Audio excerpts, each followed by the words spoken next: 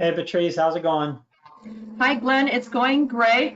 In particular, I'm very excited to talk with you about this war of the waves that you have declared, NEoWave versus orthodox Elliott Wave. And in particular, I am curious about how the current period correlates to the 1987 stock market crash. So I know I just asked you a bunch of questions all at once, and I'm hoping you can just dive in and give us some guidance.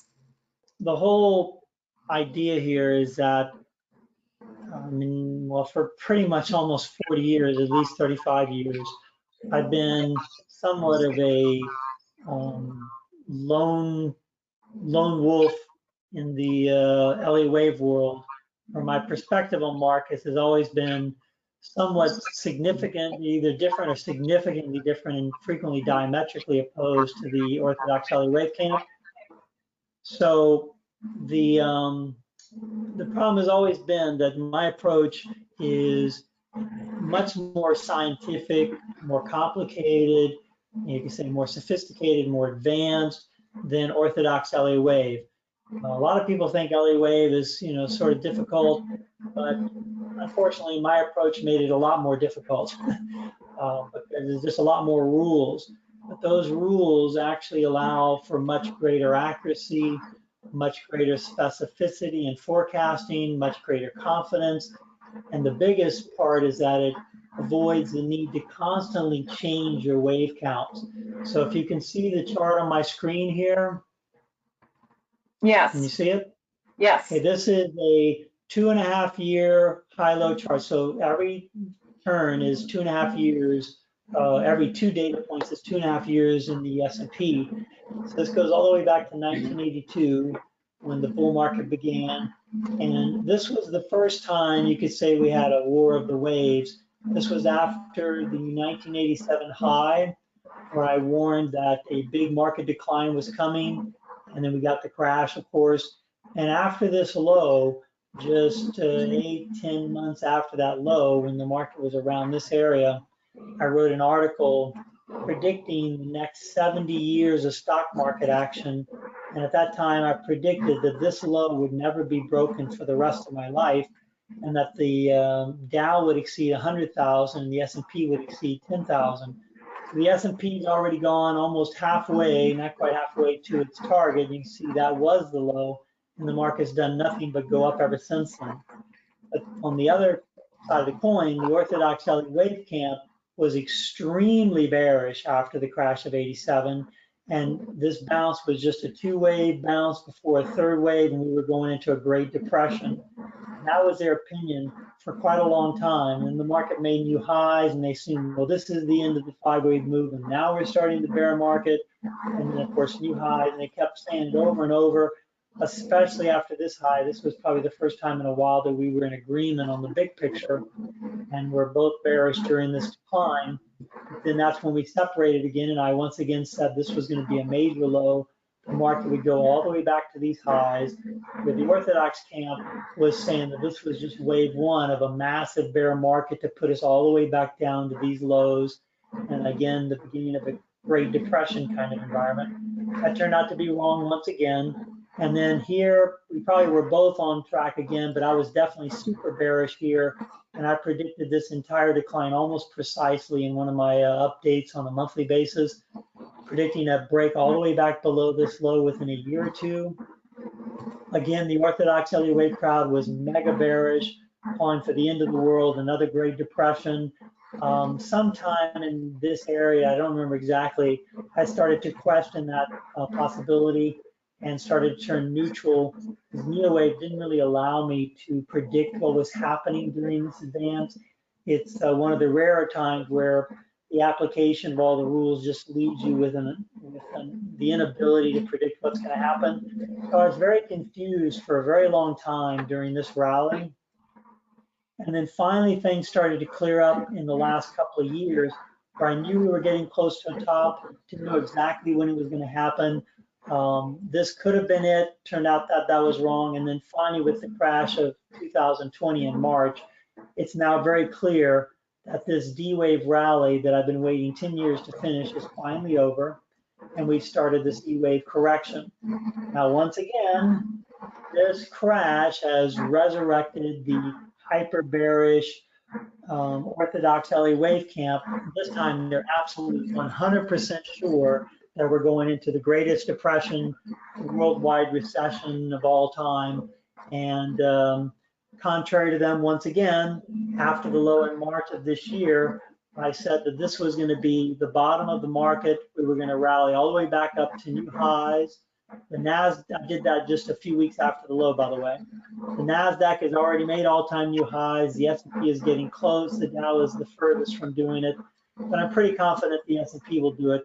Let me go ahead and zoom down to some smaller time. Hey, Glenn, just real quick on that last chart where the red square was.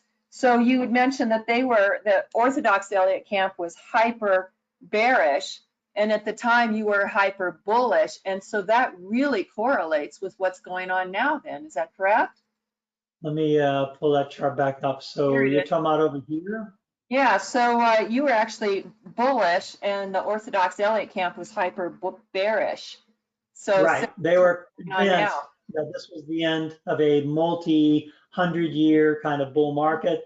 And I was saying after the low, just a few months after the low, this would be the lowest point for the rest of my life. So that's turned out to be correct so far. Now they're back in the same camp. Of course, they were pretty much saying that over here and saying it over here, but I think they're more confident now than ever, just like they were back over here, that we're reliving, the 1987 crash period, and that they're predicting pretty much World War III, the end of the world, the worst conditions ever in the history of mankind, that kind of thing, where I'm saying that this low is going to be the low for quite a while. The market's going to make a new high, and I said it when it was way down here. The NASDAQ has made a new high. The S&P is getting close. I think it will make a new high. And then after that, we're going to probably go back down and break this low, and they're going to turn really bearish at that point. And of course, they're going to be wrong again because the market's probably going to go back up to a high and come back down to a low. So mostly it's just going to be sideways in an expanding, choppy, volatile environment for 5 to 10 years. But we're not going to get the end of the world bear market. We're never going to break this low again for the rest of my life. And the Dow should exceed 100,000, maybe even 200,000 before this is even remotely approached. So that's where we are again. We're basically, this triangle, this rectangle here is almost a reliving of the 1987 crash and how bearish they are now and how bullish I was. So it's, diametrically opposed, showing the difference between the orthodox Elliott Wave approach and the much more advanced NEoWave approach to market analysis, which gives me the confidence, just like it did at the 87 low, at the 2003 low, at the 2009 low. This low wasn't quite as clear, though, I have to say. But this low, and this low are all very clear under NEoWave, and they all allowed me to confidently say that the low's in, the market's going to recover back to all-time new highs. But at the same time, the orthodox Elliott Wave camp, almost universal around the world, is super bearish, thinking that this is it. The millennial bull market for hundreds of years is over, and that's it, and the world's going to hell in a handbasket. Huh. So do you have charts that show, I mean, if you're bullish, do you have charts that show, I would like to see some upward trends? Okay, well, that was a 2.5-year chart. So let me boil it down now to long-term monthly charts. Actually, I'm going to pull that 6 monthly back up because I think there's some shorter-term charts to look at on there also that I think I have half-yearly charts. Okay, so that's the 2.5-year chart. And yeah, here is the half-year chart. So this is the big picture where we have wave 3 in 2000. Wave 4 has been forming for the last 20 years. And by the way, at the high in 2000, I said that this correction would take about 20 to 30 years. It looks like it's going to be 25 years, so almost halfway between those two time frames. But it began here. It's drifting upward. We're still working on this fourth wave correction, but it's going to turn out to be almost exactly in the dead center of the 20 to 30 year time frame that I predicted it would end right after this high had taken place. So this is wave 3, this is wave 4. The next chart is only going to focus on this period between 3 and 4. So here's wave 3, there's wave 4. This is the crash of this year, and this is what I think is going to happen. We're going to stay inside of this box for the next 5, 6, 7 years. And as far as exactly what's going to happen, we're going to have to go to monthly charts. So when I get to the monthly charts, it's going to show this C wave and the D wave, but the focus will be right here. Let's see. So here's the monthly chart. Here's the C wave. Here's the D wave. And this is what I'm predicting is going to happen. Now, this prediction was made right after this low. So when it was around this area, I was predicting a move all the way back to the high, down to new lows in a year or two, back to the highs, back down. So we've already done about 90% of what I predicted after the low here. No Elliott Wave analyst was expecting a rally this big. No orthodox Elliott Wave analyst was. So far, we've already done most of what I predicted. And as I said, the NASDAQ has already made all-time new highs. So this is the general long-term prediction. This is just a blow up of that. We're definitely in for a choppy ride. Yeah, we're going to be going through some pretty complicated corrective sideways to up kind of action until we make a new high. And then sometime going into the election, after the election, we're going to start a really big market decline that is eventually going to break this year's low next year sometime. And then after that, we're probably going to go all the way back to new highs again, and then all the way back down. This is going to cause massive confusion in the orthodox Elliott Wave crowd. It's going to drive them literally insane. And it's going to make them look like fools, in my opinion. This is very clear why this is going to happen, because I have to go back to my other chart to show you. A lot of people wonder, how in the world am I able to predict, I'm trying to find the best chart for this, predict so far in advance that we're in an expanding environment. An expanding environment is what I showed y'all a minute ago. I'm going to get rid of this daily chart because I'm not going to use that.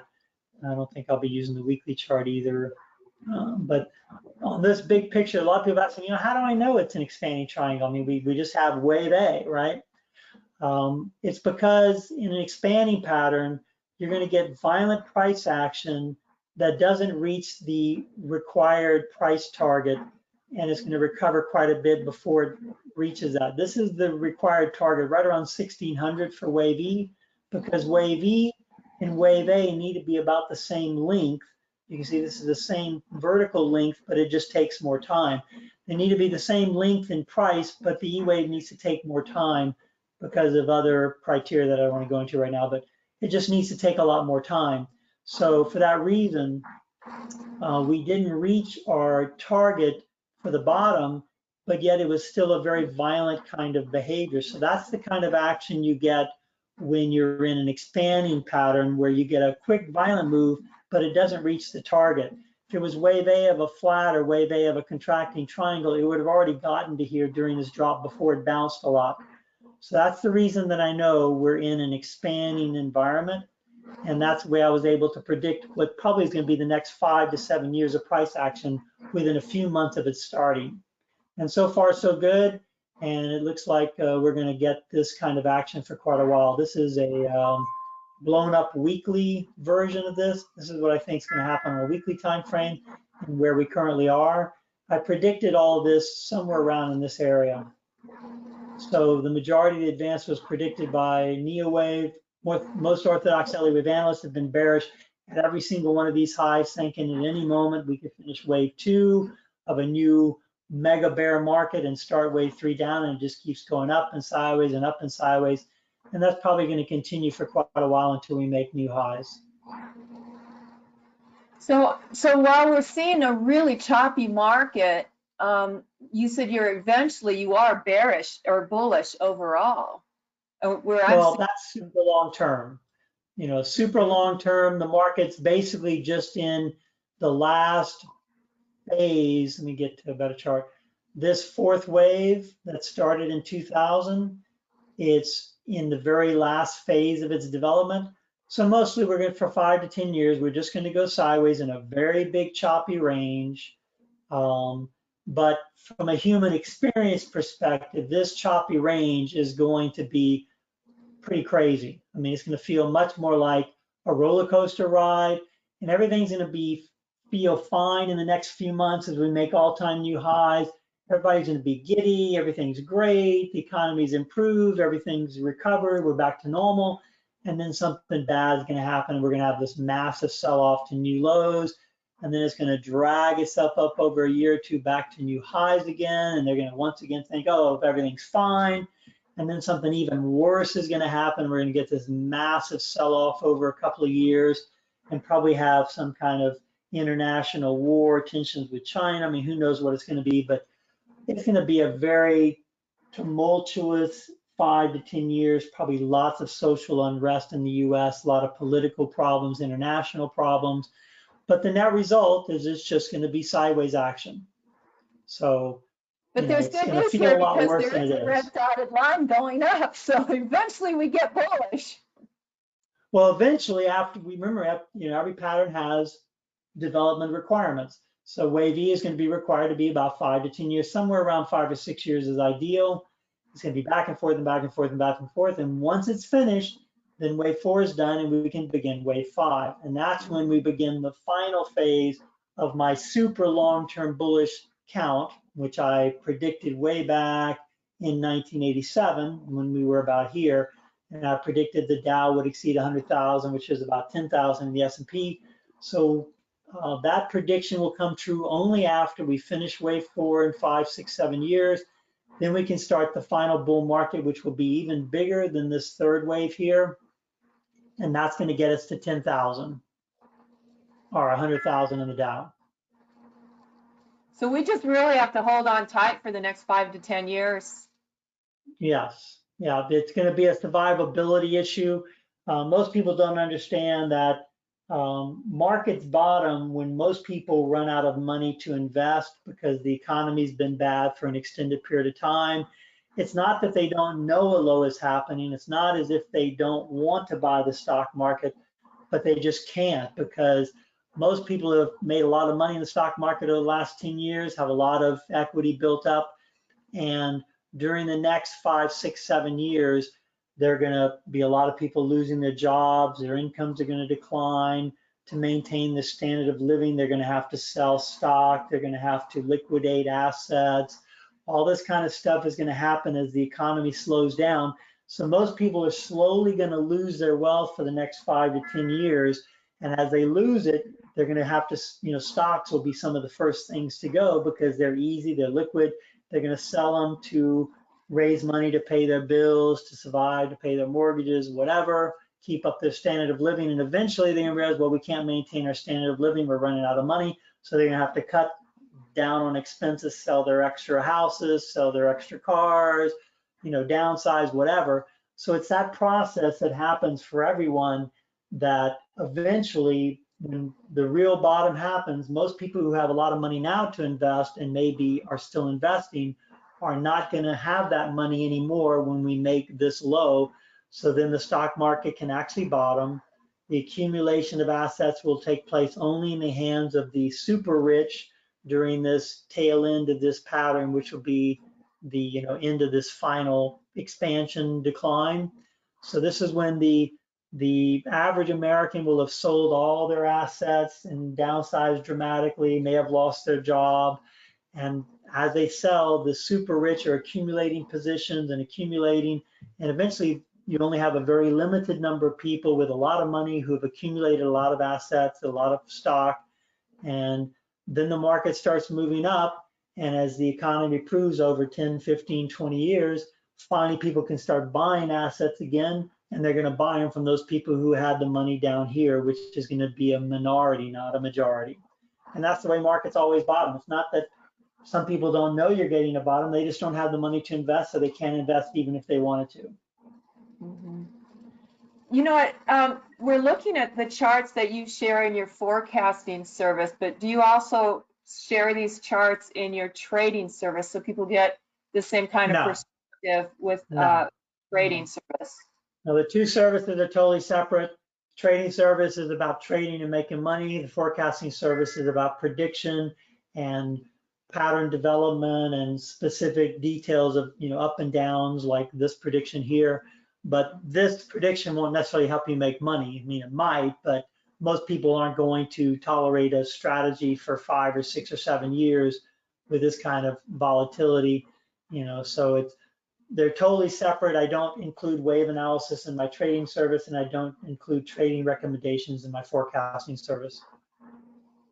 But for the people who want to trade and knowing we have this rocky environment ahead of us for several years, you're giving specific recommendations so we can still trade and make money even in this really difficult, challenging environment. Oh yeah, matter of fact, that's really good you bring that up. Because for the first time, if I can go back to the other chart, my system is locked up a little bit. There it goes. Okay, because of the way that wave theory works, especially NEoWave, there are going to be periods of predictability and periods of non-predictability. So predictability always occurs in the direction of the trend, which is going to be waves 1, 3, and 5, or waves A, C, and E. Counter trends 2, 4, B, and D are going to be the unpredictable phases. So in the last 20 years, the periods where my family and my customers made the most money was during this decline, which was a predictable phase. This was okay, but it wasn't that predictable. This was unbelievable. We made more money in this decline than I've ever made in my entire life. Most of my customers did also, and that was during a period where most people were going bankrupt. This was extremely difficult and unpredictable. And now that we've begun a new down phase, we're not only in a down phase similar to this and this, but we're in the last down phase of a 25, 30-year correction. The last phase of any pattern is always the most predictable. So not only are we in a predictable phase, which is a down phase, but we're in the most predictable phase of that down phase. So I suspect that the next 5 to 10 years will be the most profitable, predictable, tradable environment of my entire 40-year career. Wow, that's good news. That's really, and that is your clients too, your subscribers. Right, and this is particularly good for me because I'm entering, getting close to the point where I could retire, so it'll probably be the best time to make the most money in my entire life. So I'm sort of excited about it. And that's that era of predictability is specifically to NEoWave because of the rules and logic that you've imposed on NEoWave that's over in the orthodox Elliott Wave. Is that correct? That's right. Orthodox Elliott Wave is so flexible and fluid that it makes you think you know what's going on all the time, and probably 50% of the time that assumption is wrong. So you end up trading and doing things that turn out to be wrong and are very dangerous, such as thinking you're at the end of a bull market with every single major high that happens. NEoWave, because of an extensive additional set of rules, makes it more predictable and more confident when you're in the trending phases and the predictable phases, but less predictable and less confident, less tradable in the non-trending phases. So it actually keeps you out of the market because you really don't know what's going on and you don't understand it. So you're a lot less likely to trade. I didn't do very much trading during this, and I didn't do much trading during this because I just didn't know what was going on. So it kept me out of a trouble, especially, I know most orthodox Elliott Wave analysts, the entire rally, every high was like the end of the world or the beginning of a massive bear market. So their limited set of rules makes them believe they know what's going on, and they get, hooked into that approach and belief and trading methodology or trading focus, but it turns out to be wrong a lot of the time. I'd say at least 50% of the time or more. So it can be very dangerous. Whereas NEoWave, because it's much more specific, keeps you out a lot of those trouble periods because you just don't know what's going on, so you can't trade. Well, Glenn, that helps us shed a lot of light on War of the Waves and why you declared War on the Waves with the orthodox Elliott Wave. Before we stop the recording, is there anything else you'd like to add? No, I think I think we covered it all. So most important thing is for everyone to realize that this is not the beginning of a mega bear market, and that it's going to be an extremely tumultuous 5 to 10 years, that with proper knowledge and preparation, it could be one of the most profitable periods of my lifetime. So, it's a good time to be involved with at least wave theory. Now, most trend following systems are going to be a catastrophe, you know, because the trend following systems, the market trended so much from 2009 to 2020 that there's been a plethora of trend following systems that have been developed over the last 10 years. People who continue to use those and implement them are going to be torn to shreds over the next 5 to 10 years, because the market's going to be in the exact opposite of a trending environment. Every new high is going to be a top, every new low is going to be a low, and it's going to basically go nowhere in an expanding, treacherous environment. So it's very important that you give up on the trend following systems and you start dealing more with a top and bottom kind of approach. That's the only thing that's going to work for the next 5 to 10 years. Glenn, thank you so much. That was very enlightening. We're just going to hold on tight for a while. Okay, Patrice, thanks a lot. I appreciate it. Okay, take care.